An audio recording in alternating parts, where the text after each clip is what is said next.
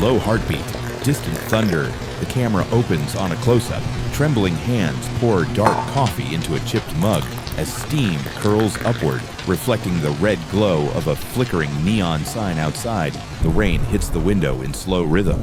A voice cuts through the quiet, soft, almost breaking. Voice over. Sometimes the hardest thing to swallow isn't coffee, it's guilt. Camera widens. The old roadside diner sits under a gray morning sky, neon letters flickering open 24 hours. Inside, Maggie, a tired waitress in her 40s, wipes the counter, her reflection blurred in the wet glass. One slice of pie waits under a fogged dome, forgotten since last night. The bell above the door jingles. Ethan, a young man in his 20s, steps in, soaked, shivering. His eyes look like they haven't rested in years. Maggie looks up, forcing a faint smile. Cold morning, huh? Ethan exhales, voice low. Yeah, colder than most. She pours some coffee. The silence between them is thick, broken only by the hum of the coffee machine and the steady tick of the wall clock. Ethan wraps his hands around the cup, staring at the steam, as if searching for words inside it. You used to work at Charlie's garage, right? Maggie pauses mid-wipe. Yeah, I did. Why? He swallows hard. I was the kid who crashed your husband's truck. The sound drops.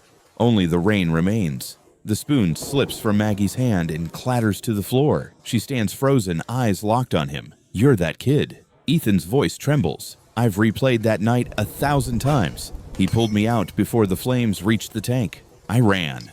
I was scared. I thought if I disappeared, maybe the guilt would too. Maggie steps back, shaking her head. You left him there. Ethan nods, eyes wet. I know. And I've been running ever since. He reaches into his jacket, pulls out a worn envelope, edges damp from rain. He wrote this the night before. I kept it all these years. I didn't have the courage to give it to you. Camera closes on Maggie's trembling fingers as she opens it. A faded note, written in rough pen strokes. If he ever comes back, forgive him. He's just a kid. Her lips part. No words forming, only tears. She folds the letter back slowly, hands shaking. He always said you had kind eyes, she whispers. I used to hate him for saying that. Ethan wipes his face, unable to meet her gaze. I don't deserve this. Maggie sets the letter down, breath trembling. She takes another mug from the shelf and pours coffee for him. Steady, calm, deliberate. He loved his coffee black, she says softly.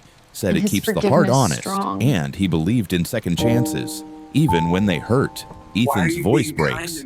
Why are you being kind to me? Maggie's eyes glisten. Because if I don't forgive you, I'll never stop reliving that night either. Camera pans slowly. The rain outside begins to ease. A faint gold light pushing through the clouds. Maggie slides the last piece of pie across the counter toward him.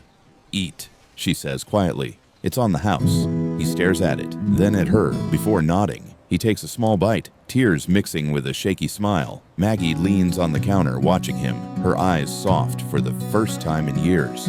Voiceover, gentle fading. Sometimes forgiveness doesn't arrive with words or apologies. It comes in silence, in a cup that never stops refilling. The camera pulls back. Outside, the storm clears. The diner's neon sign steadies the last cup cafe. The sound of pouring coffee blends with morning birds as the screen slowly fades to light.